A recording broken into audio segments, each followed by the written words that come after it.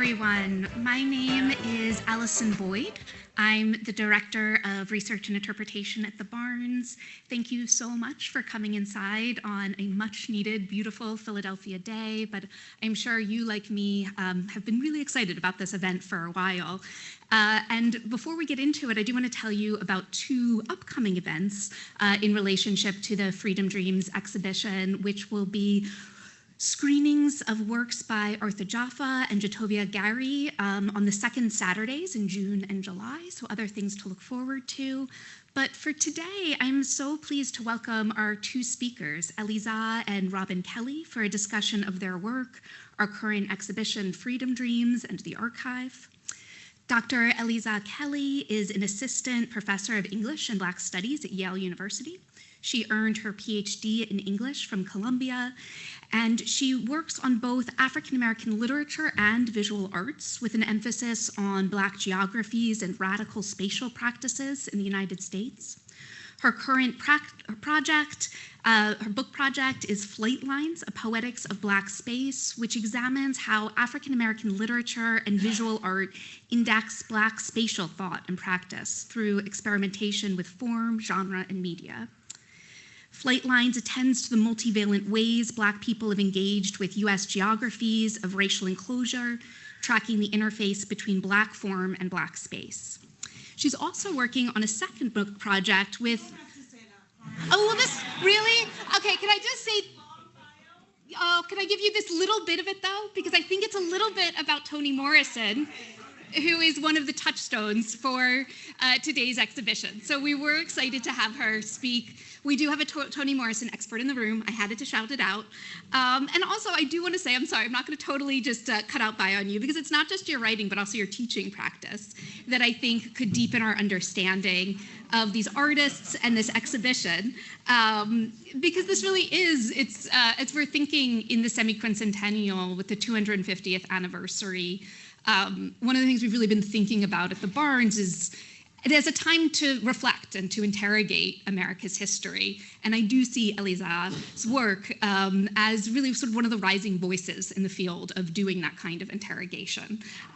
So with that, I do just want to say how excited we are to have her here with us. I'm also very pleased to welcome Dr. Robin D.J. Kelley, whose 2002 book, Freedom Dreams and the Black Radical Imagination, inspired and galvanized a generation of scholars, activists, and artists, including many of the artists in the current exhibition, and its two curators, James Claiborne and Maori Holmes. As I'm sure you'll all know,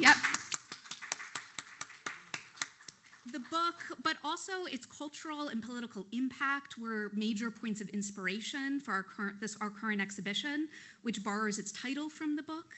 I promised Robin D.J. Kelley a short introduction, which is extremely difficult to do, so I'm going to try to make this one short. He is the recipient of many awards and fellowships, including Guggenheim Fellowship, Freedom Scholar Award. His other books include the prize-winning Thelonious Monk, The Life and Times of an American Original. It's a really long list, and I did make a promise. Okay, but go look at the list. And so, okay, they're actually cutting me off.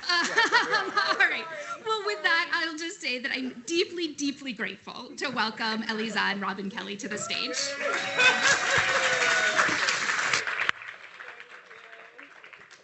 Okay, so can you hear me? Can you hear me? Yeah, we do this all the time. We're trying to like, don't say too much. Don't say too much. So, you know, we're both shy, as you can tell. So the two Dr. Kelleys, and so this Dr. Kelley is obviously like one of the habits she took from me. Like, don't go on and on.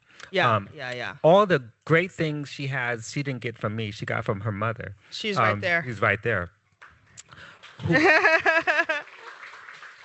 Who, by the way, before I forget this, even though we're not going to really talk about the book, I do want to acknowledge that what makes that book so powerful is, you know, when you say you can't judge a book by its cover, sometimes you can. And the artwork on that, on Freedom Dreams, is a piece that Deirdre painted called Sasa. It's beautiful. In some ways, it kind of defines everything, you know, in the book, the energy the power and the longevity and timelessness of the struggle. It's a beautiful image. And when they came out with the 20th anniversary edition, I was like, whatever you do, keep the same cover, keep the same image. And they did that. So thank you, Deirdre, for that. Okay, so one, it's an honor to be in conversation with, and don't be mad at me for saying this, for the premier thinker, the true Dr. Kelley, the person who I've learned from in some respects. Much of the book, Freedom Dreams, was a kind of long conversation beginning like in the late 90s, with this genius growing up. And it comes up in the late 90s when I was a genius. Yeah, exactly. You were like 9. I was 9, yeah. 11 years old going into the 21st century. So this is an important conversation.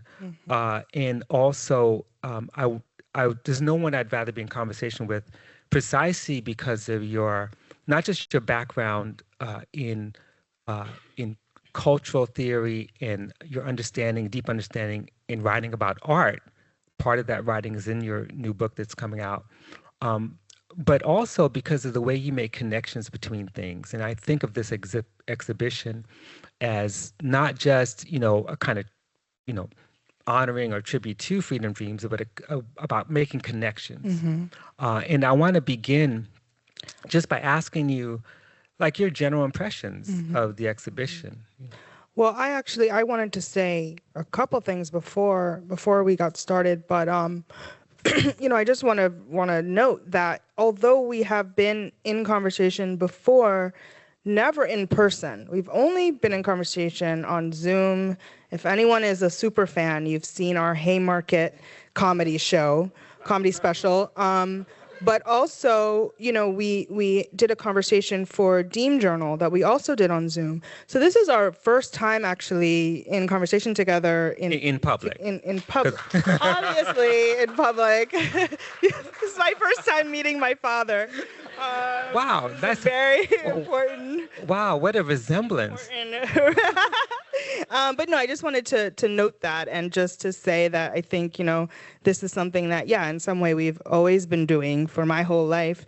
And it's really special to get to do that here and get to do that sort of among this work that some of which we're both very familiar with. And of course, this book, Freedom Dreams, that even though you say you don't want to talk about it, we are going to talk about it a little bit, I fear. So, I think this is just a very special occasion, and I'm really grateful that the Barnes Foundation brought us here and agreed to let me come here because I'm nobody. Despite all these over-exaggerated introductions and stuff, I'm nobody, and so I'm really glad to just be here and get to do this. Okay, so my impressions, is that what you want to start with? Yeah, just your general impression. Yeah, so as I mentioned, I think I'm very familiar with some of the work in the show. So I'm really familiar with AJ's piece, Love is a Message. I'm very familiar with Garrett Bradley's piece, which I actually teach a lot, teach very often at Yale, and we can talk about that later.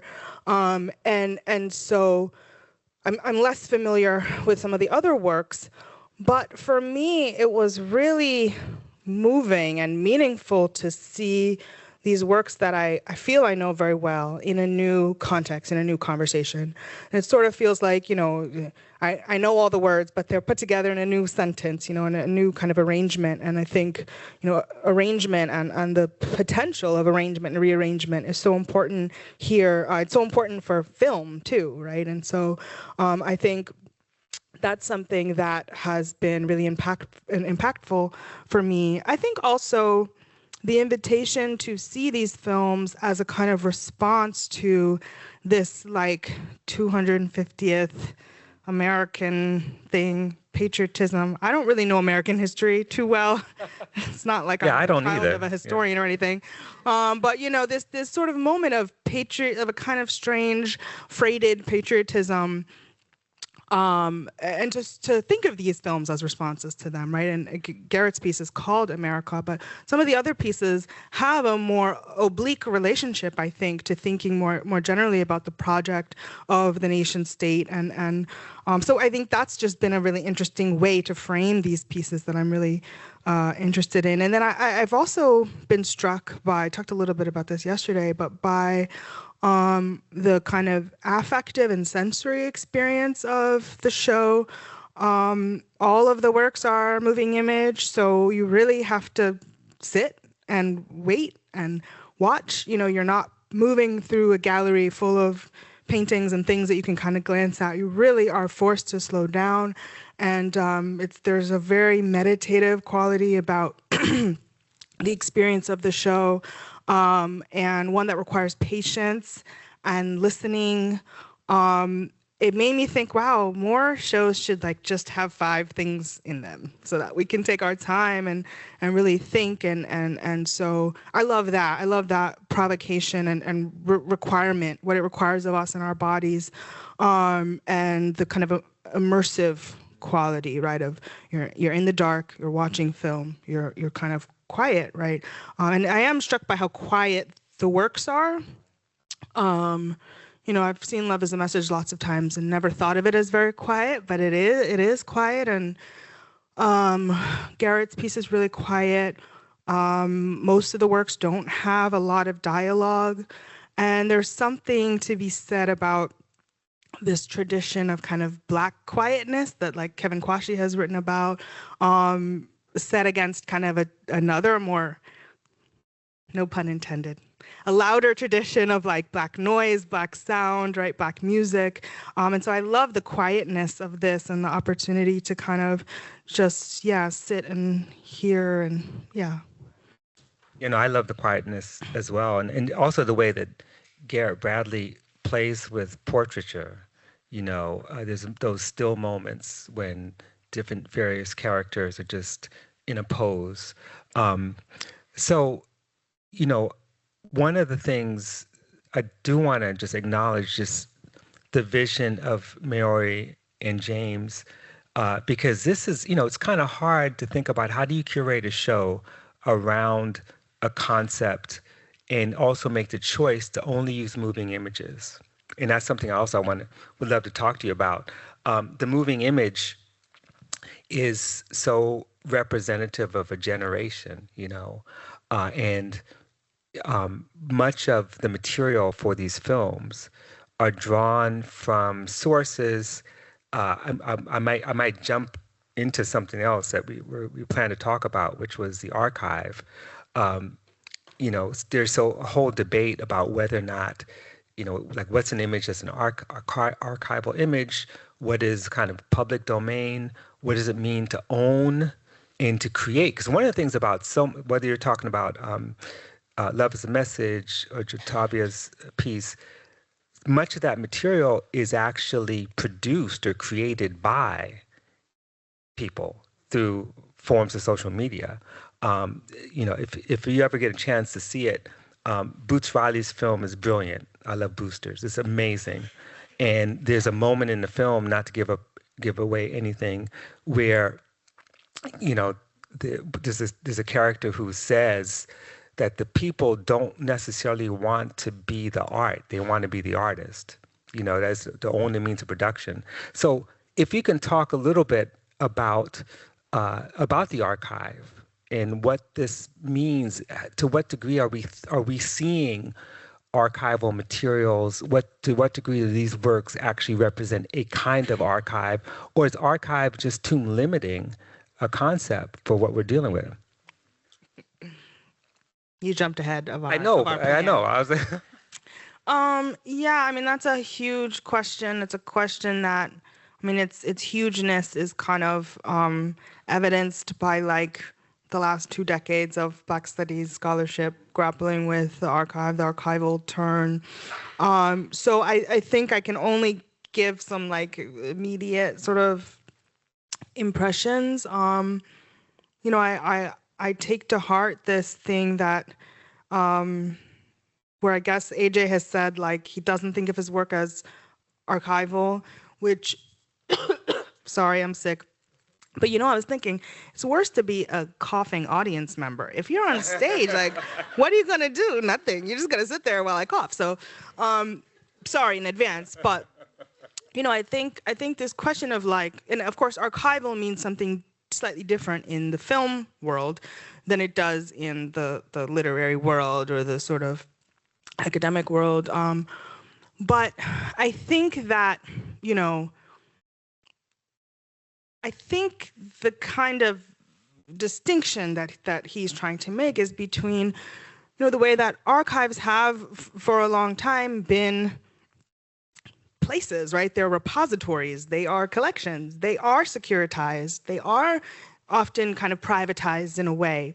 And this is part of why you have all of these people, Saidiya, Hazel Carby, right, writing about the kind of experience, this sterile, oppressive kind of carceral experience of being in the archive and then having to confront like the archives of slavery, right, against the kind of architectural, visceral experience of archives. And so I think that there is a way to think about the archive as a sort of enclosure that work like this is interested, and I think all of the work, even David Hart's work, right, is interested in intervening with and like sort of distorting, right, like not letting things kind of stand on their own, but actually making something new with them, right, and doing these sort of acts of rearrangement and reassembly and distortion. I think in Jatavia's piece we really see that with her hand, right. We see that like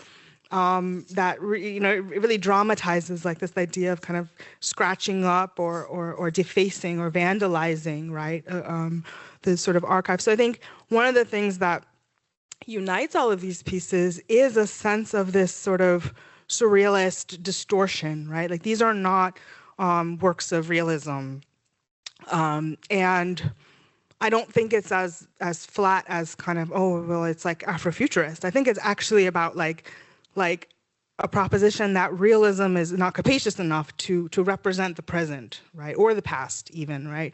And so it's not just a future orientation, but I think it's really about kind of what needs to be done to the archive, what needs to be done to the past for us to see it in new ways and use it in new ways. So I think that's one thing I'll say.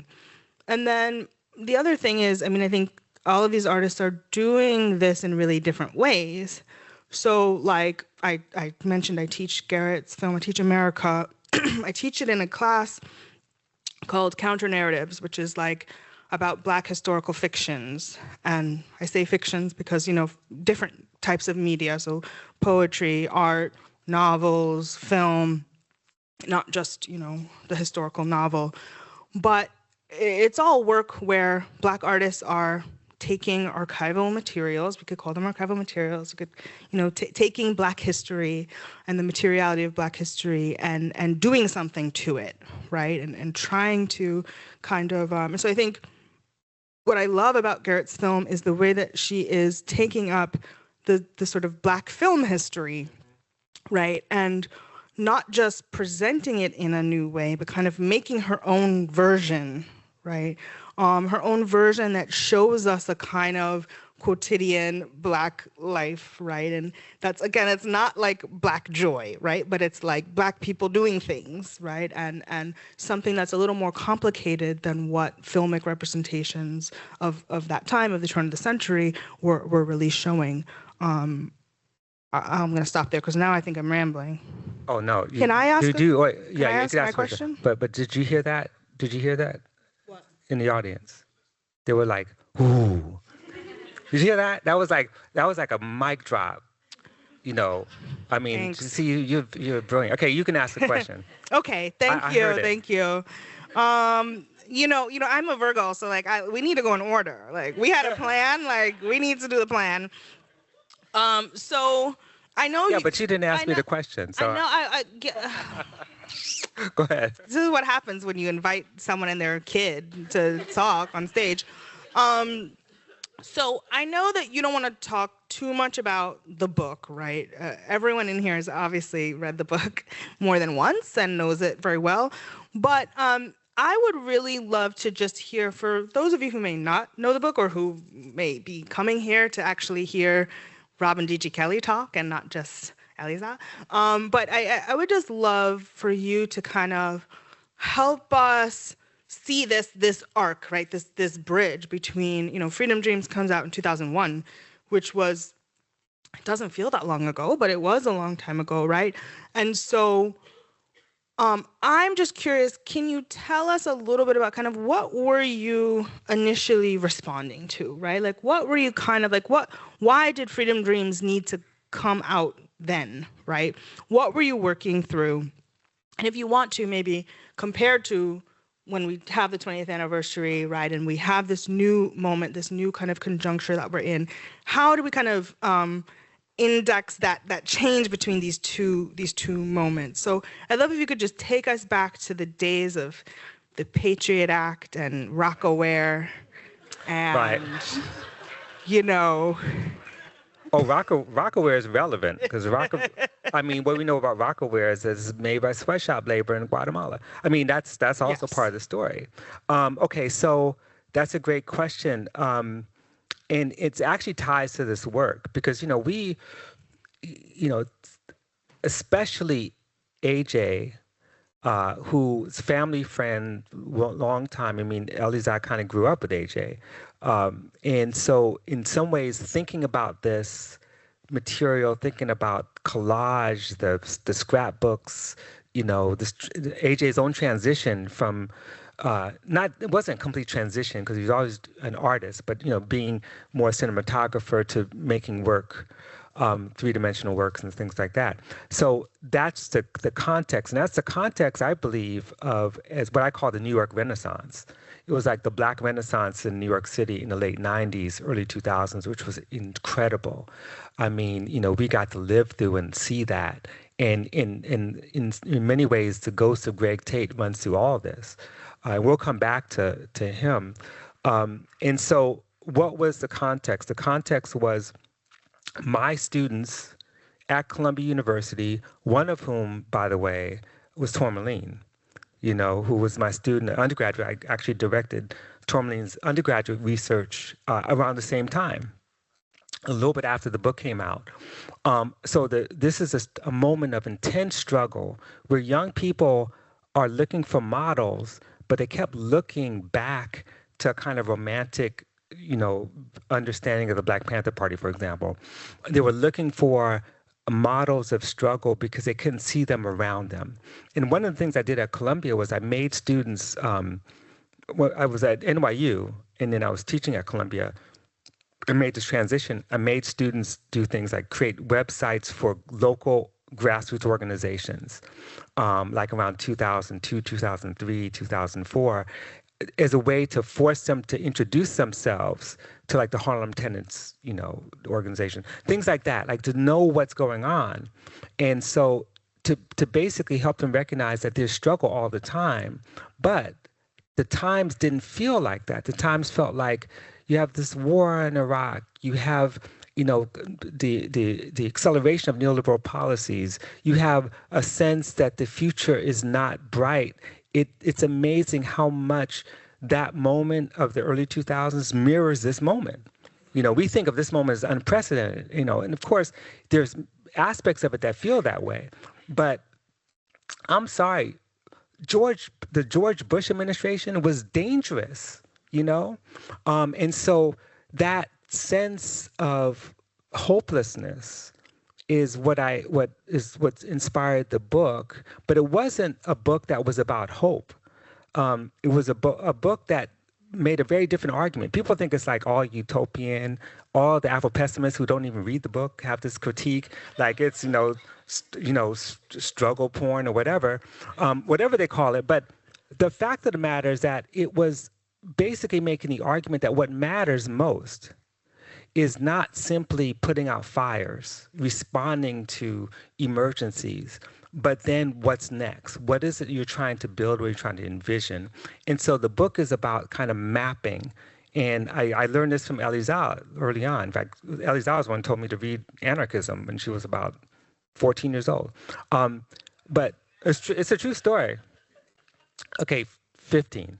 But if you go back, it's like about maps of a different future. In other words, it's taking off the table the question of whether or not movements win or lose, but what is it that they're trying to do? And how does that vision of the future shape their politics, even if they're crushed, whether it is an image of a new land, an image of what reparations could provide, an image of communism, not necessarily Soviet version, but the version that we have lived with before there was a third international or a second or a first international, right? And so that's what the book responds to.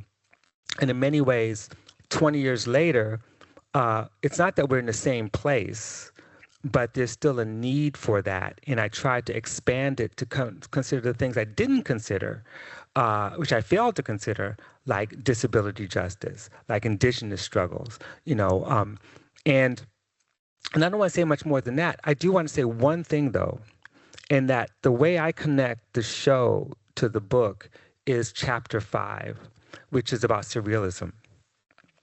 And when people read that chapter, what they're going to find is, one, an argument about the way that surrealism had predated, for Black people in diaspora all over the world, had kind of formulated a conception or practiced surrealism before anyone in the Paris Surrealist group even thought about it. And so there's that argument. The second part of it was that surrealism for Black people wasn't always about dreaming of a beautiful future. It's actually about the absurdity of racism.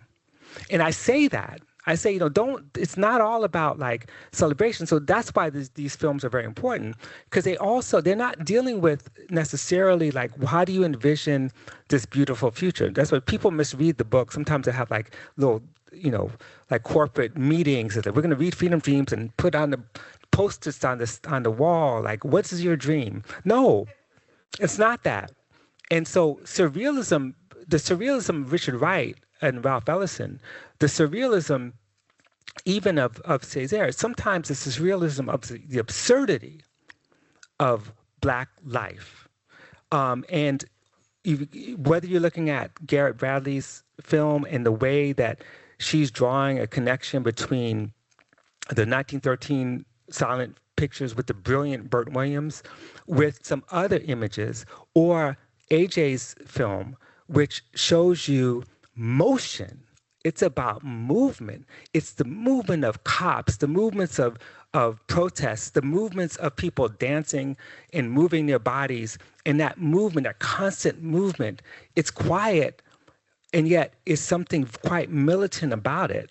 And to connect those two things together shows you both the beauty and the absurdity of what it means to be Black in America. And it's not we didn't create that absurdity. It's the absurdity we live. And we reveal its absurdity by the way that we resist it and refuse it and turn the violence of everyday life into not joy, but art. That's my answer. Okay, that was the mic drop. That's a mic drop moment. Freedom Dreams by J.P. Morgan Chase. So, sorry. I can't help myself. I really like that you're kind of like troubling this sort of, again, it's like an oversimplified like utopianism around, I think, freedom dreams, but also around a lot of Black radical politics, and also around a lot of the kind of work that we see upstairs, right? That it's not like, everything is resistance, everything is fugitivity, everything is this, right? And the particular way that you're picking up on how surrealism does that, right? How, again, this question of distortion that I think I keep coming back to, even like looking at David Hart's work, especially about like that distortion and the kind of, there's this kind of like eeriness of the like empty space, right? And there's something that is like insistently not utopian, right? Even when you have a willful desire for a better world, right? There is decidedly not utopianism there, but sort of a real attention to what's here, what's here and now, right? And that's something I think Freedom Dreams does a really good job of, is like, it's not only about what is the future, it's deeply, and maybe more so, about what has happened in the past, right? And what is happening now all around us that we can see and learn from, put into practice. Relatedly, obviously, Freedom Dreams is inspired by me and my genius conversations I was having when I was 9 years old, reading Kropotkin, which I don't think that's true. No, you read Kropotkin. However, 9, you're writing poetry. 7, you're writing poetry. Okay. 6, you're writing poetry. This is why they can't take us nowhere, okay. But I know, obviously, Freedom Dreams is inspired by me, but it's also deeply inspired by Grandma. Right? So I wonder, would you mind talking a little bit about Grandma and just the way that, the way she raised you, the lessons that you kind of learned from her, created the conditions for Freedom Dreams? Yeah, that's not the question we talked about. No, it's a very serious question. I mean, I just lost my mom. She just transitioned, and in fact, just last week, all of us, Deirdre, Elleza, and myself, were at the homegoing for her, and she was everything. She was the first teacher I've ever had, and continued to be that.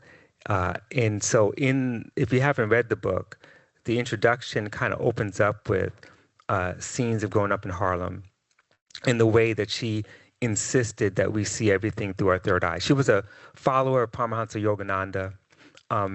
We were among the few Black families living in Harlem, in a tenement apartment on the 4th floor on 157th between Broadway and Amsterdam, who had pictures of gurus in every room. It was a little bit spooky, Very specific. It was very specific. And so in many ways, she kept insisting that, one, we were not poor, we were broke but not broken, that the world that we lived in was so beautiful if we're willing to look at it. And she'd get us up in the morning sometimes to watch the sunrise.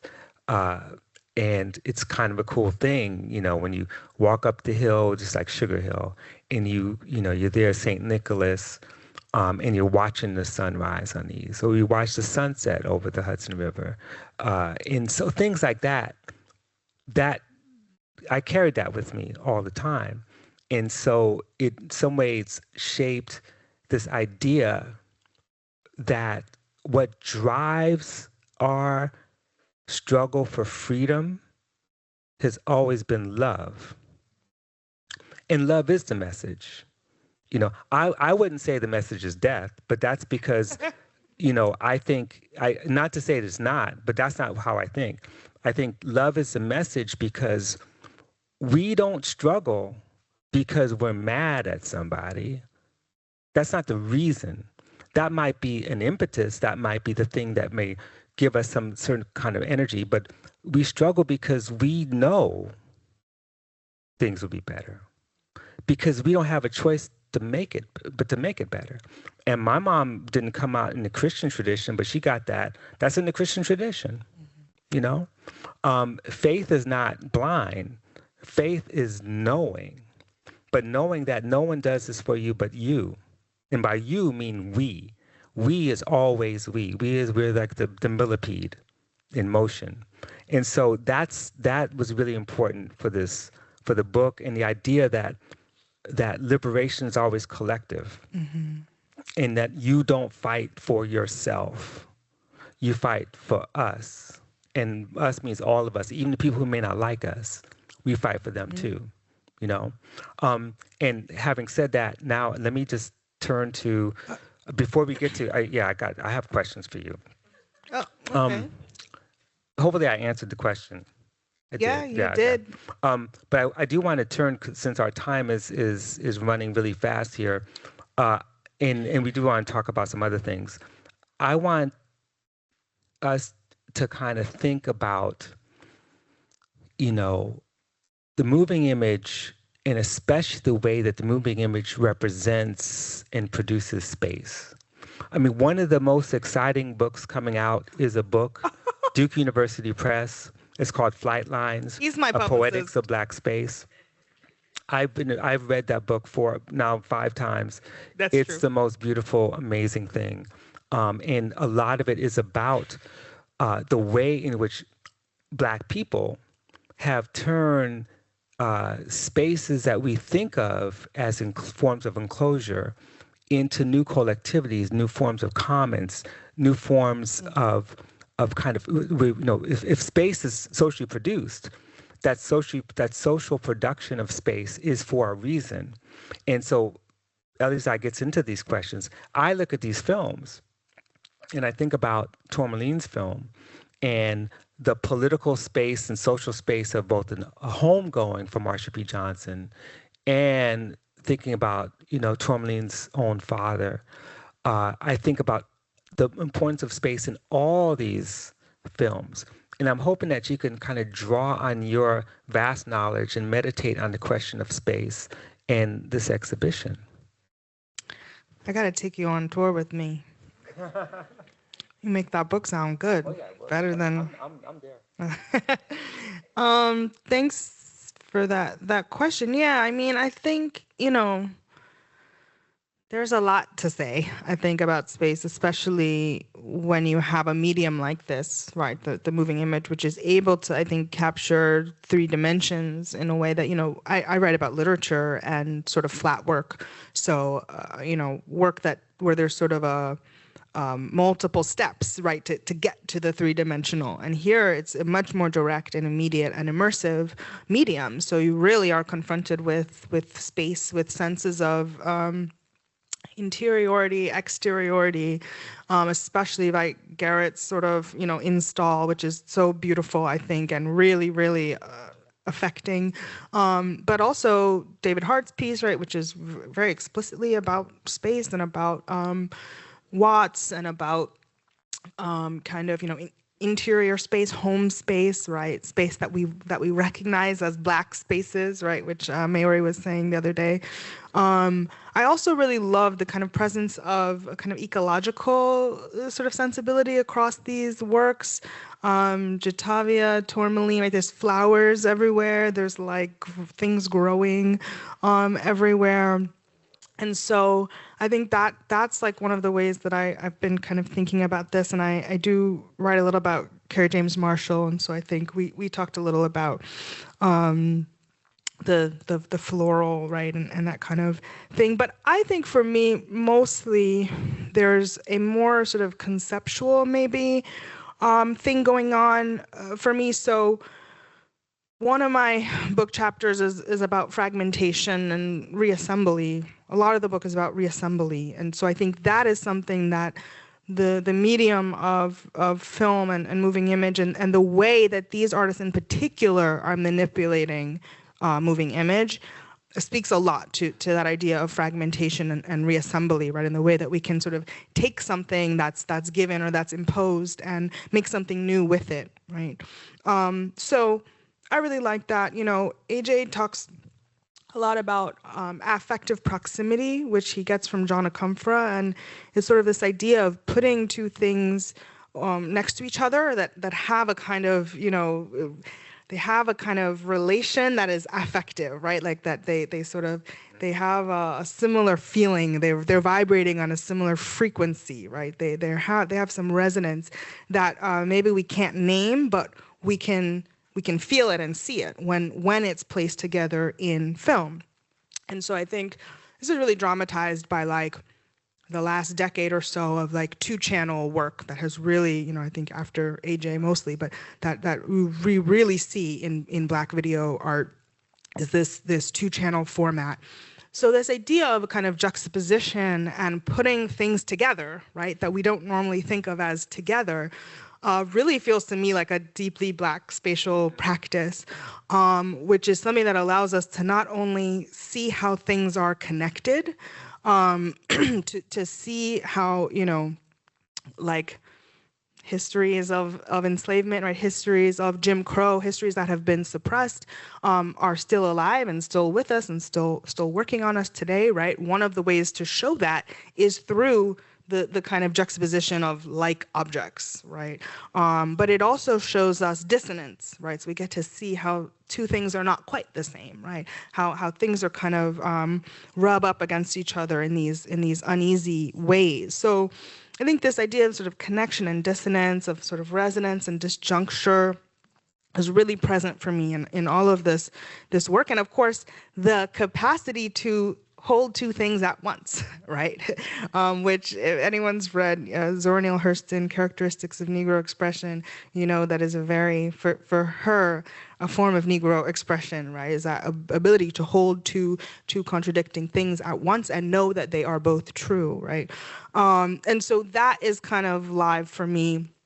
And then lastly, I would say, like, there's this real sense of a kind of like alternative metaphysics at work in these pieces.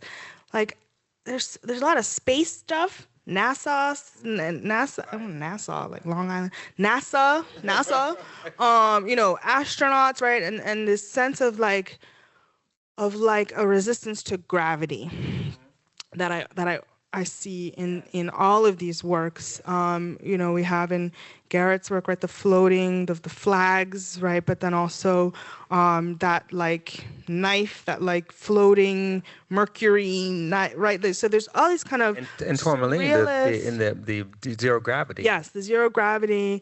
Obviously, I think in AJ's, right, we see bodies that resist gravity, right. We see sort of, the sun, right? So there's all of these ways in which I think all of the works are thinking about flotation and a kind of resistance to gravity, and a kind of, which I always see as like a resistance to a kind of oppressive force, right? Is to be able to float, to bounce, right? To kind of lean and move in these other kinds of ways, like you were talking about with movement, right? But also the capacity to turn things upside down, right? And to look at things from different angles and see other kinds of possibilities. So yeah, I feel like those are kinds of some of the things I see in these works. I'd love to ask one more question if I have time. Do I have time? You have for one more question. I know what it's going to be. No, you don't. It has to be one thing. Okay. Well, after we were talking about Grandma, yes. I really wanted you to, I know you've been thinking a lot about James Spady and his legacy, especially here in Philly. So can you just talk a little bit about James Spady and, who was he? Why is he important to think about? Why is it important to honor him now? And what about this show is kind of bringing him to mind for you? See, you read my mind.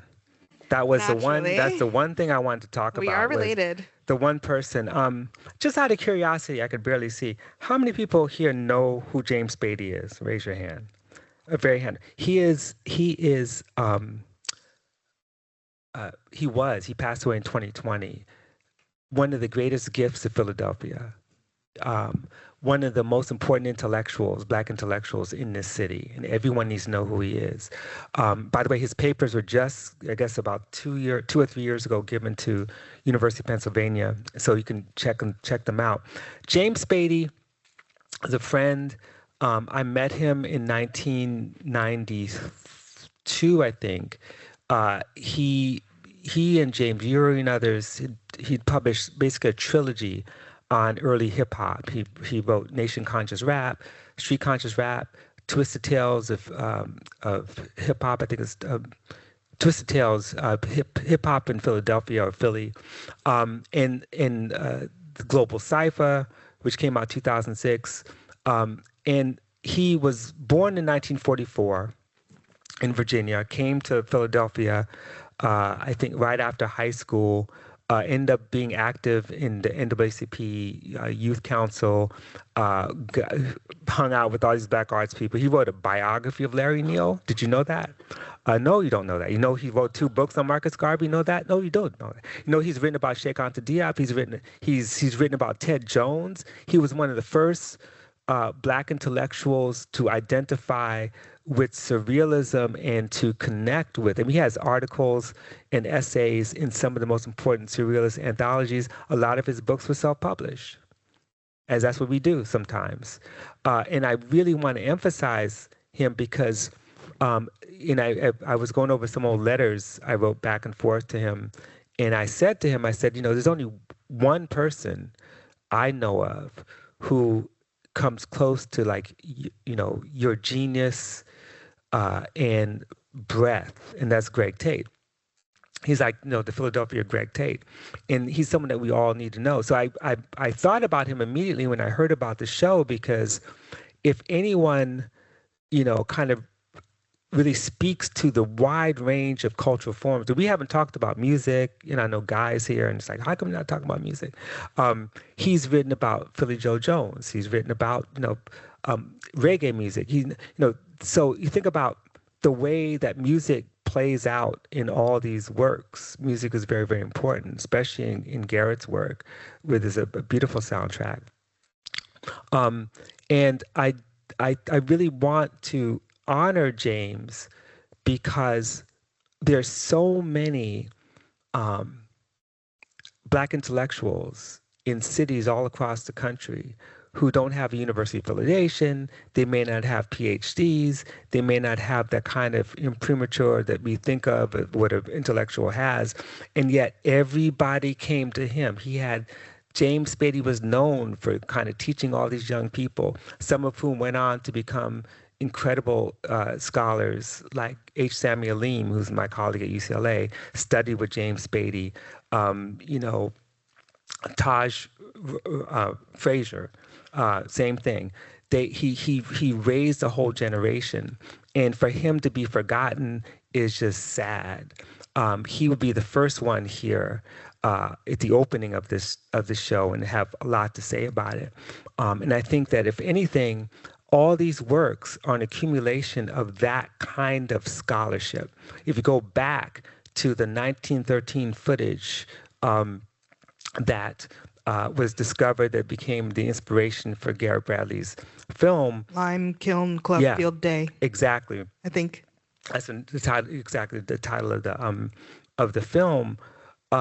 What we see there in figures like Bert Williams and others is a Black intellectual tradition, a radical tradition of thought that defies the modern university, which of course is dying right now. But we live, right? And we should continue to build on that legacy that Spady left.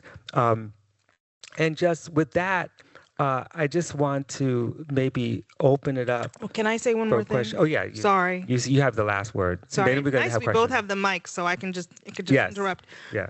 No, I just want to say something that kind of is related to what you said, but that I've been thinking about, which is, I think it would be a mistake to think of these works as like somehow smaller scale or more individualized, right, than the movement histories that Freedom Dreams is about, right? And in part because I think like these are not individual stories, right? These are deeply about how we move collectively.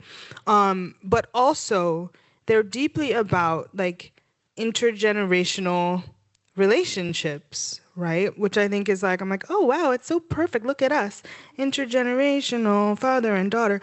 But, I think like they are about how a lot of these younger artists are connecting to elders, right? And preserving their legacies, right? And, Garrett is thinking about Bert Williams and thinking about this Black film history.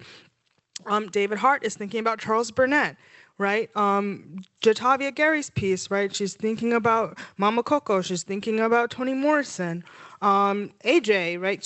So in a way, like these are younger artists who are choosing to, even as they're engaging in the kind of media, and Tourmaline, of course, Marsha P. Johnson, right? But like even though they are engaging with the technologies and the mediums of 21st century, they are engaged in intergenerational conversations and in honoring the legacies of the past, Black histories, movement lineages, right? And they're resituating us, right, as maybe viewers of art and contemporary, people who identify as contemporary people, into these distinctly Black genealogies, right?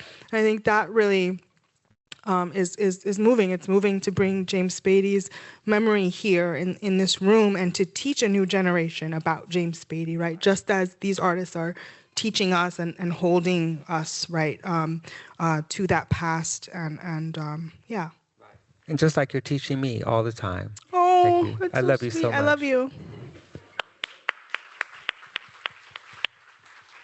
Okay, so we have some time for questions, and it's going to actually move with this moving mic.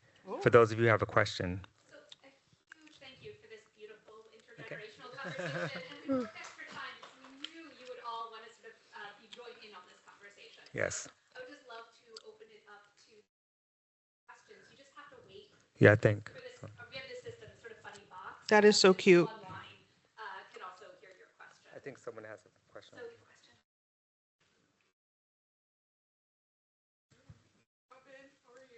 oh, great. Thank you. Say who you are. I'm Beyondria. Yes. And I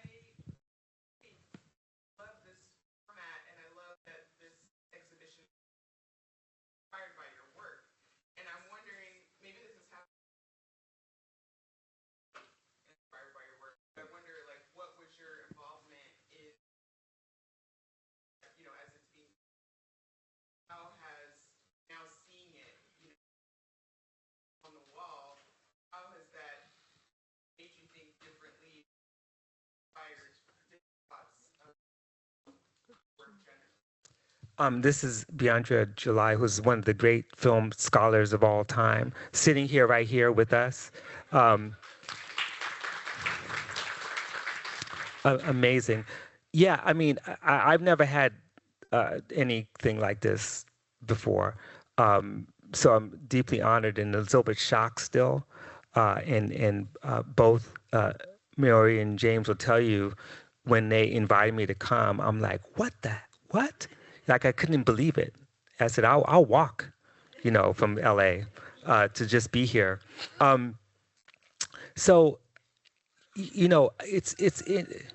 well, okay, maybe not walk. I'll take a bus. Okay. So I was shocked by it, but in terms, but it wasn't in a beautiful way. This is actually a compliment. It wasn't what I expected, and that's actually the best part of it. It really did, to me, dig into aspects of not so much the book, but the spirit behind it. And again, I go back to that chapter 5 in surrealism. And by the way, all my Marxist-Leninist friends, they hate that chapter on surrealism. They're like, we like everything else, but that chapter on surrealism is bullshit. Like, we don't want that. But in some ways, that was kind of the core of both the book, but also the show, that, the surreal is a space that we must occupy, the unconscious. We must occupy, and what you find there is not always great, but it is as close as we can get to the truth, because often the truth is ineffable. That is to say, we can't find language for it. That's why we have music, because there's not always language for what we do, feel, think, and dream. And so for me, it was quite exciting. It was also kind of a homecoming, because having known at least 3 of the people involved who are in the show and known their work, but also have seen the last 20 years or so, the development of these aesthetics. And it kind of coincides with the production and movement of that book. So it's like there's a relationship that I didn't even see until I got here, So that's how I feel about it. But I feel like I don't own Freedom Dreams. It's not even my book, I do get royalties, but it's still not my book. So buy it if you haven't already. I can say it's being sold in the shop. Other questions?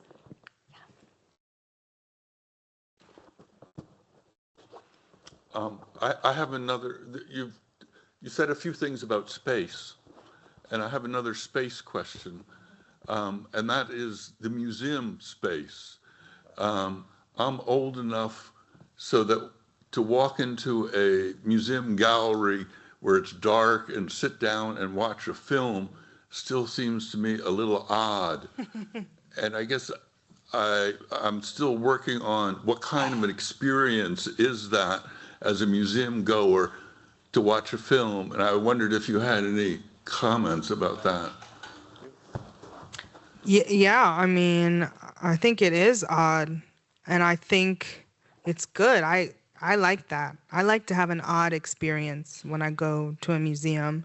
You know, this is gonna make me sound curmudgeonly, but like we are in like a low attention span economy moment, right? And so there is something about, film and video art, which I think has really been the medium that has defined contemporary Black art in the last few years, at least. But I think there's something about being forced to sit and wait for something to start, to watch because you don't know what's going to happen next, right? It's a very different kind of relationship than when we are the one kind of moving around the art object, right? Or moving past the art object or looking at a painting. There are very few people besides my mother who will stand at a painting for 15 minutes and look at it from every side and really sit and try to know it. And you can't do that with film, right? You are beholden to it. So there's a really different relationship with just consumption and with the kind of relationship between subject and object that happens where you're beholden to it, right? And it makes demands of you. And like I said, like I had a kind of weird sort of like shrine experience where everything felt very quiet. It was very dark. People aren't talking much. You're sitting there. You have to be quiet. You have to be with your thoughts. You have to be kind of taken to wherever you're being taken. So I like that. Yeah. If I could add something, it was one other person in the room who would sit at a painting for 15 minutes. Kelly Jones. Well, was over there. there's a lot of people. Kelly would, I think. Am I wrong about that? No, I'm not wrong. But I do want to say, in terms of the experience, of course, film has been in museums for so long, and I have to say one of my favorite experiences, most moving and powerful experiences with film during an exhibition was a David Hammond's piece. And you walk in and it's dark, and all you do is hear this rhythm, da-da-ding, da-da-ding, da-da-ding, da-da-ding, da-da-ding, and it goes on for I don't know how long. Kelly would know. It's like maybe 10 minutes or something. And all of a sudden you see this cat kicking a can. And that's all he's doing. It's like, I think it's David Hammond's, but it's David Hammond's piece. Like he's kicking a can in the dark, just kicking a can down the street. And that's the rhythm. I was like, oh my God. That was like the most amazing thing I'd ever seen. And it seems so simple, but it also forces you to think about your senses. Like, what are you really seeing when you can't see, right? And so to me, there's something about being a museum goer where, as James mentioned, I think it's like 27 seconds is the average that people spend in front of a work of art. But when you're dealing with this, where it has a beginning, an end, or some kind of process, you're trapped, you're locked in, you know, unless you're bored with it. And if you're bored with it, then it shouldn't be in a museum. Anyway. Bored with it, you should go home. Go home. But I'm just joking about that part. But do you know, it's like there's something about those spaces that are very special. You know. Just drawing on my fault. It's crazy. Is that Tyler Campbell? Yo, relax. Anyway. Tyler Campbell. Yo, don't put my government out there. As I live in Yo, stop it. Anyway. This is okay. No, yo, sorry. Come on. This is my brilliant student, Tyler Campbell, in his own hometown, Philly. Thank you. Welcome. This is crazy. This wasn't on my bingo card. Anyway, my question actually is for you, Elleza. If it's not too federal, I was hoping you could talk a little bit more about how you think about enclosure. Flight lines. I'm very excited. And if you don't want to talk about enclosure, because I think the way you think about it is super, super interesting and brilliant and important, and folks could benefit from hearing about it as a preview to the book, which you're all going to buy when it comes out. If you don't want to talk about that, then perhaps could you talk about arrangement, rearrangement, because you mentioned that as an aside, because I think that perhaps that maybe isn't as, but I was fascinated by how you were mentioning that in relation to the museum space and also the archive. See, brother, you're taking my job. No, it's, I have a whole team I have to staff, for this to happen, because otherwise I won't talk about it. Thank you, Tyler. Thank you so much for being here. It is really joyful to see you. I won't talk about enclosure because you have to buy my book. But I will talk about arrangement because I did mention that, and it's something that I know you and I have talked about a lot, especially with Gwendolyn Brooks and thinking about Maud Martha and sort of arrangement as an act of care, as also a sort of spatial practice. Here in this context, I was really thinking about arrangement as maybe, or maybe editing as arrangement, right? So film editing and this thing that I'm really interested in, which is affective proximity that AJ gets from John Akomfrey. This to me it really kind of distills this question of arrangement, which is like, what does it mean to put two things next to each other and make visible a connection that previously was not visible, right? So this is one of the practices that I think really defines a lot of AJ's work. If you've seen like Apex, if you've seen, his other work that has that one might call archival, not in the archive sense, but in the sense of sort of using found image and using found footage.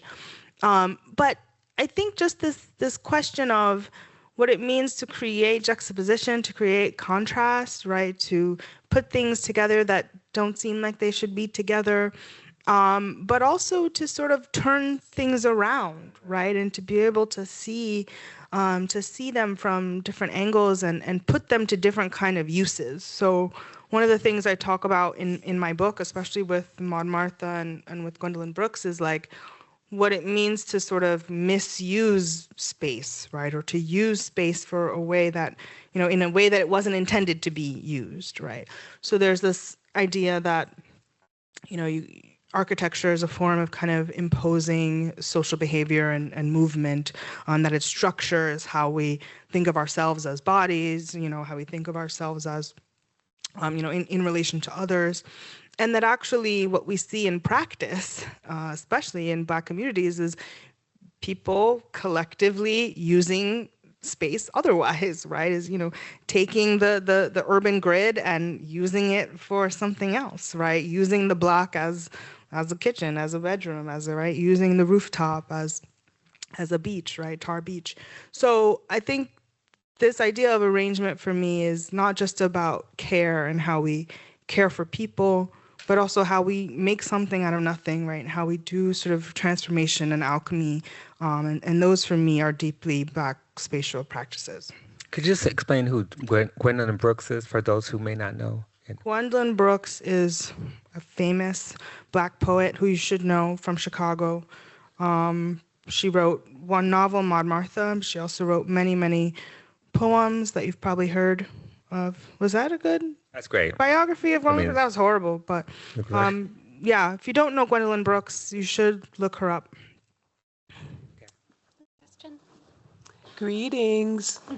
Hi, everybody who knows me is asking a question. This is not fair. This is a question to both of you. This is my aunt, by the way. Yeah, Charlotte. Is there an intergenerational book being developed between the two of you? Oh. Well, what I can say is that two things, and you could say more. One is that, so I have a new book coming out in January. Elleza's book's coming out in December. We're going to do a joint book thing. So look out for that. Your book is called Making a Killing. Yeah, Capitalism, Cops, and the War on Black Life. Cops and the War on Black Life. And so we're gonna, and it is an uplifting book, by the way. No, it's not what you think. It's also about it's about war, and about our counter war and our war for our own freedom. So there's a lot of overlapping rather, intersectional. And so we're going to do an event. I'm going to read from Elleza's book. She's going to read from mine. Yeah. We haven't perfected the plan yet, but it's going to be very improvisational, So look out for that. Intergenerational. But I do want to say that it's, anyone who knows me, and Deirdre knows this better than anybody, Elleza's works all through my work. It's always been. I mean, even the only exception might be my very first book, which arrived, which I wasn't there for. Right, from the it arrived from the printer on like literally the week she was born, right, and everything after that is shaped by. And if you read the new edition of Freedom Dreams, which I believe is upstairs or downstairs, down here, you can get it. The very last section of the introduction is Elleza's words. Right, she has the last word on the new introduction, which is the most beautiful passage in the whole book. Between her words and Aja Monet, who wrote the foreword, it's what makes the book worthwhile. Everything else you can tear up, but that's the thing. He's so I feel dramatic. Like we're all, we're all connected in a deep sort of way where we're learning from each other, and yet at the same time, we're both very autonomous and different and have some contributions that are distinct, So what's your thought about intergenerational? I think that we might, when we get further into my dad's retirement and he starts getting a little bored, I think we might write a novel together about a sort of semi-autobiographical family novel. That's what I think. I think Deirdre's like, don't do it. Not about you, mommy. About, what it's about. Yeah, I know what it's about. We talk about this. So something will be coming soon from Drs. Kelley Productions. Okay, who else? Any more questions? Yes, I think there's.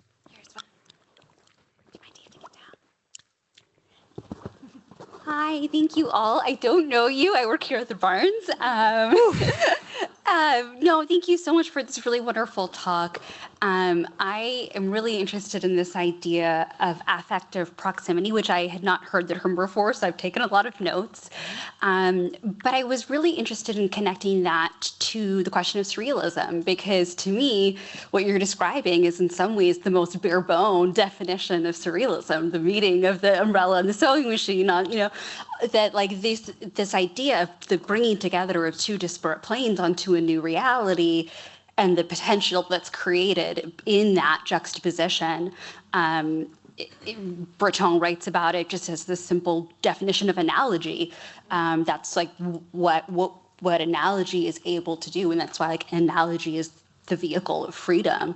But I'm curious if you could speak a little bit more about the dissonance side of it, because I think that so much in the Breton surrealist discourse around this kind of juxtaposition, assemblage, montage style of bringing together different things does focus on that question of similarity and resonance. And so I wondered if you could speak a little bit more about dissonance and what the power of dissonance is for you, both within surrealism and within the works that you see in the show, for both of you.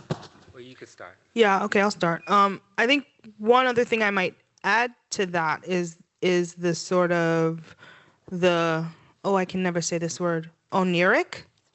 I got that right? Oh, oniric, right? The kind of, so there's another level, right? We're thinking about the third eye, thinking about the dream state, where it's like the affective part of the proximity, right? Where it's not just about juxtaposition as a kind of thought experiment or whatever, but it's also about what are things that drag themselves toward each other, right? So what are the things that, and this is a highly subjective thing, right, for AJ, and I think for John and Comfort too, right, is that these are things that for us get drawn and dragged together, right?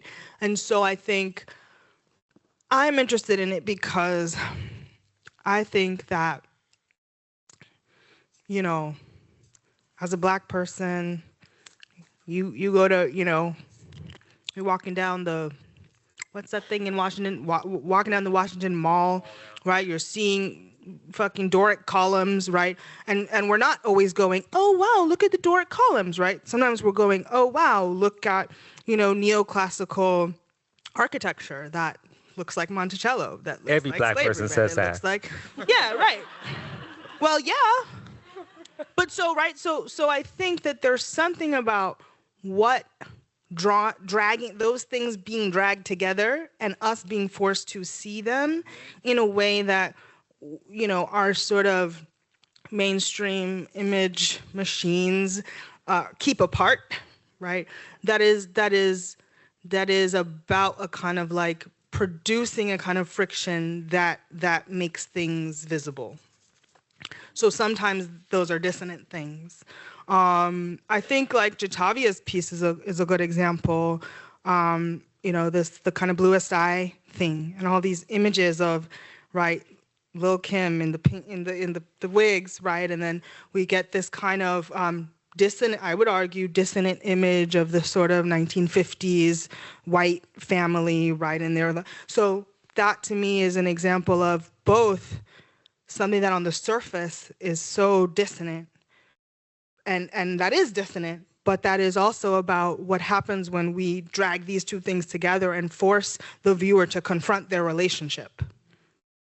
So I guess I don't see it as clearly as like there's dissonance and there's relation. I think that those things are actually bound up and entangled together. Right.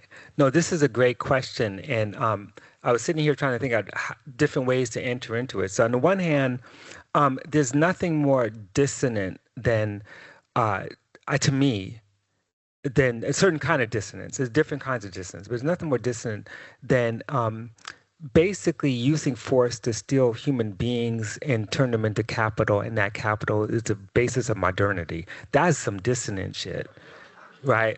So in many ways, so part of my chapter on surrealism is kind of a critique of Breton. It's not to say, what I'm suggesting is what Wilfredo Lam has always said. He's like, I know that stuff from my grandmother.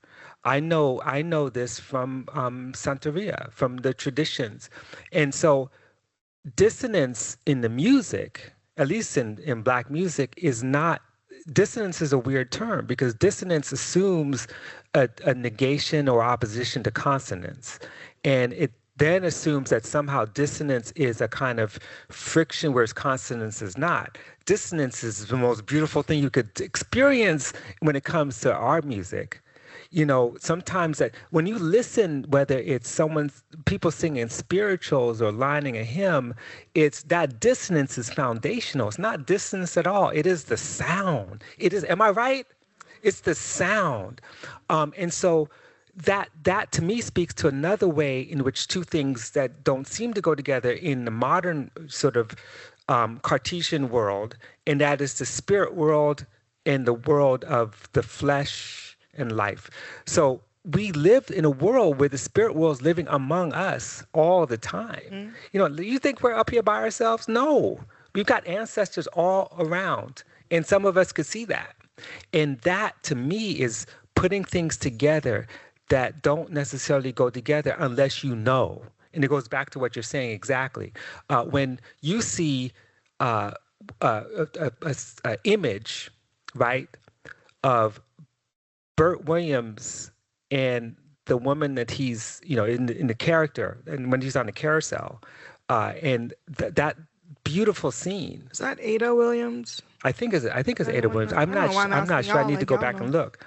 That beautiful scene where they're on the carousel, and it's the most romantic, sensual moment, and he's in blackface, and she's got this lollipop. He's going back and forth. They're sharing the lollipop. Very intimate. And he is, and you don't hear anything because it's a silent film, but you see in the gestures so much humanity and life. Yeah. It's there. When you see, again, to go back to Love is a Message, you go from someone standing on the street and being rammed right on the ground by a cop, and then you see, people like dancing in an ecstatic way. Those things actually go together. They may seem dissonant, but yet there's something about them that's not consonant. It's neither of those things.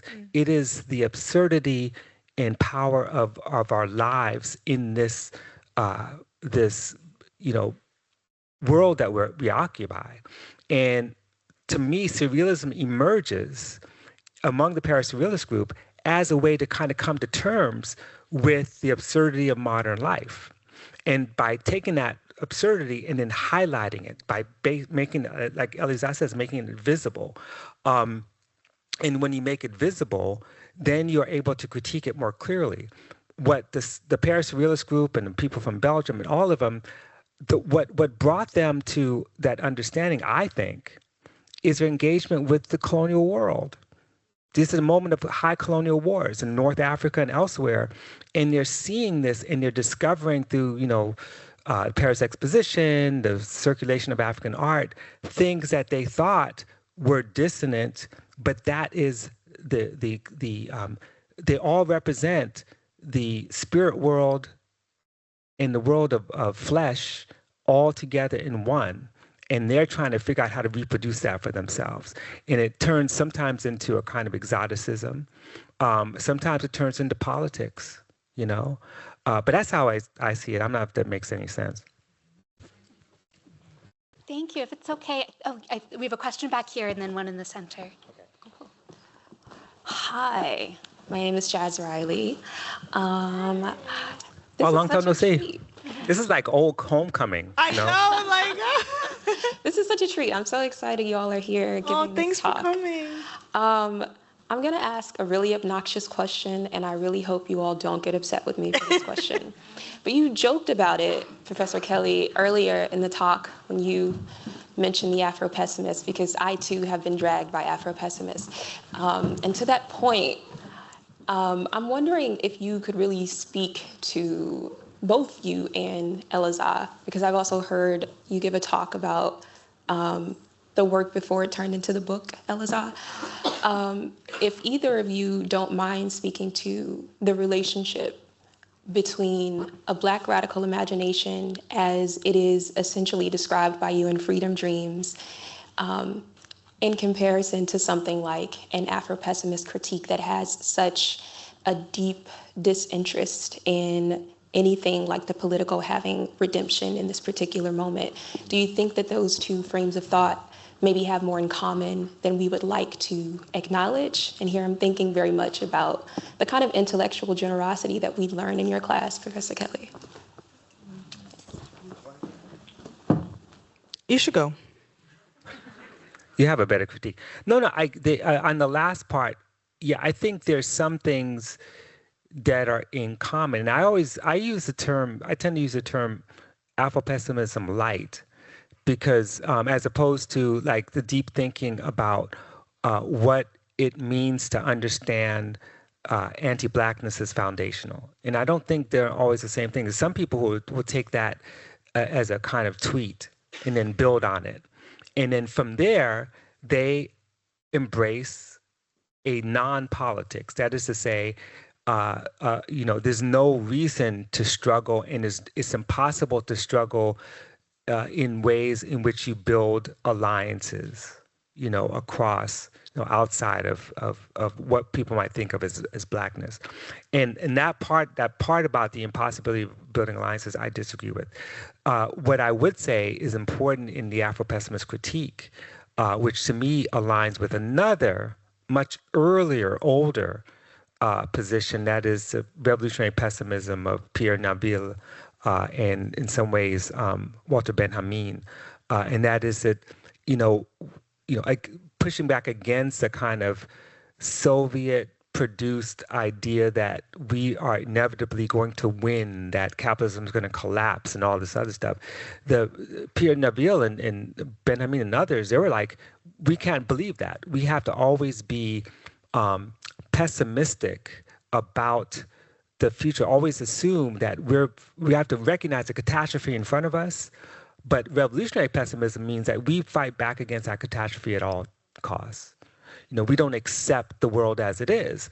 And there's a way in which, a kind of Afro-pessimist critique sometimes says, well, this is the way the world is, and and nothing's going to really change unless the world's kind of destroyed. Destroy one way to produce a new possibility. And that doesn't fit with our tradition. It doesn't fit with the Black radical tradition, which, never, ever accepted some false promise of freedom. It said, if there's anything promised in the Bible, it's liberation. Liberation and freedom are not the same thing always, but we fight for liberation. And so some of my best friends are Afro-pessimists, so I'm not, and where we agree is on the necessity of resistance, and in other words, it's not even new. It's like Antonio Gramsci talks about, pessimism of the intellect, optimism of the will. That is to say, we cannot pretend like things are great. And that's why I pushed back at the beginning of this conversation against the idea that freedom dreaming is just sort of like this optimistic. I don't even use only time I use the word optimism is when I'm quoting Jane Cortez, and she's critiquing optimism, So it's not about optimistic or knowing that things are going to be, and that we dream and we wake up, and out of that dream we have a vision of the future. That's not at all. But it's that insistence that we need a roadmap. We need to create a map that's always malleable and shifting in response to the catastrophes that we face, because those catastrophes are not going away. And finally, that the catastrophes that we face as Black people are catastrophes that everyone is facing differently. And so, and I have no issues. You could be mad at me if you want. I have no issues about building alliances and fighting on behalf of the people who may not like me. And I'm not even a Christian, right? I should be, but that's what we do. Because we have to make this world differently. We can't survive. And I'm not mad at anyone. I don't care who you are. I don't want you in a cage. I don't want you to die. I will fight for people who may not stand with me. And that's why, for anyone who said, I'm not going to stand with Palestine, I'm not going to stand with the genocide in Gaza because those people are anti-Black and they're not going to be with me, that to me is the craziest, most retrograde thinking I can ever come to, right? So that's my position on it. And I know you know that, Jazz, because you've in class with me. I don't know, what are your thoughts? Well, that was perfect. So I don't want to mess that up. I don't have much to add. I mean, I think that, sort of across the miniature aisle, that there are a lot of things that we agree on: the oppressiveness of white supremacy, the threat of liberals and liberalism, Absolutely. right? So I think that those are things that, that are right, that we share. I think, I have my own disagreements with Afro-pessimism, but I also think that Afro-pessimism has been really, really useful in the sense that I think it describes how so many of us feel. Because, what does it mean to feel that the world is foundationally anti-Black and experience that actually materially, whether or not we have different ideas of history and how history unfolds and what happens during the feudal era, right? I think that is just a truth, and it's been something that has allowed a lot of really important expression that I think should drive resistance, and not drive kind of just a turn toward critique. But I think we agree on a lot of stuff, and I think that where stronger if we have one of these old school ideas about Blackness, right, where we spend our critical efforts on white supremacy and not on each other. But that's my thought. Right. But yeah. Yeah. Before I forget, I just realized something else. To build on that, we there's the critique of white supremacy, the critique of racist violence. That's not the new thing. It goes back to the beginning of Black letters. Even before that. That's not the new thing. I think that there are other kinds of analyses of that. And one I would point out to, my dear friend Michael Hanchard, who's over there, has a book coming out that deals with the question of racial rule, in a way that's, I think, far more sophisticated than the kind of, I think, ahistorical conception of anti-Blackness as a structure, and I think when you read Michael Hanchard's book, and you even read his earlier work, you'll learn a lot from this question. So I think there are other kinds of analyses, and I also think that some of that analysis that's useful is in Cedric Robinson's work, in especially Forgeries of Memory and Meaning, and as well as Black Marxism. And don't forget, flight lines. Flight lines. I gotta put you on the payroll. Thank you, Maori. It's Odessa Warren Gray in Lime Kiln Club Field Day, right? Was that right? Where are you? Yes. Okay. Thank you. I love that scene too. I know. All right. Do you have another question? I think we have time for one more We have question. one more question. There's a question of okay. This is weird. Hello. Can you hear me? Yes. Yes. Hi, I'm Nyla. My background's in education, and as a teacher, organizer, and activist in various ways and spaces over the years, it's a pleasure being here. I'm thinking about freedom dreaming as a practice. And so my question's pretty basic. Apologies if it's been spoken to earlier. Practically speaking, for organizers and activists, what's the cost of not freedom dreaming, of working against something, fighting against something, and not taking the time to freedom dream? What's that cost practically for the cause, the personal cost for organizers and activists who don't engage in that practice? No, that's an excellent question. In fact, this was the subject of a talk that I gave in Chicago 2 weeks ago, and the title was "Freedom Dreaming in Dark Times." And of course, the outcome, the truth is, it's always dark times in many ways. I can't. The only times it's good times is in the 1970s on TV, and that wasn't even true. So, it's always dark times. But when you think about the cost is high, and I actually think it's a great question, because I think that part of what I was trying to get at the book is that every one of our movements in the past have actually engaged in this thing we're calling freedom dreaming or freedom dreams. The two most important things to focus on, one is always collective, never individual. They're not products of think tanks. But freedom dreams makes the argument that the vision of the future is not something that smart people think of, but it's in struggle.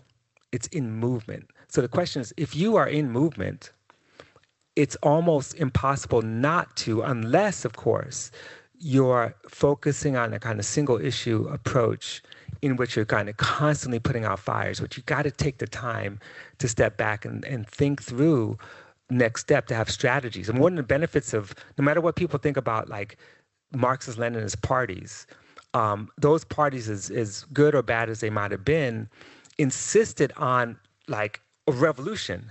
And you can't think revolution without a freedom dream. It's impossible, because revolution for what? What is it you're trying to build? And so that's, to me, it's fundamental.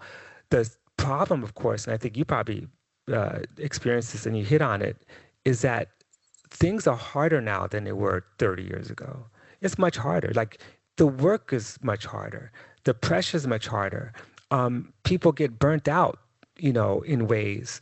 I can't imagine what it means to be an organizer now under these circumstances when it seems like there's a million fires to put out. And so I will say, yes, the consequences are high, but it's not easy. And I don't have an answer for like how to make it easier, except to say that one of the beautiful things I like about the younger generation is that people are thinking about like, how do we not burn ourselves out? How do we take care of each other? And taking care of each other is actually practicing and anticipating a future in which care and love is foundational. It's not just the welfare state, but something much bigger and better than that. So with 24 seconds left, I think I'll stop there. Well, I think those are very beautiful last words. I want to give a huge thank you, actually, to start to James and Mayuri for this extraordinary exhibition that they put on, which gave us has generated so many extraordinary conversations. A huge thank you to all of you for your really beautiful questions and conversations, and this sort of feeling that this is a conversation that has been going on for many years. And I think it was just wonderful to be able to be part of it. And of course, a huge, huge thank you to Elleza and to Robin Kelley for this beautiful, beautiful conversation.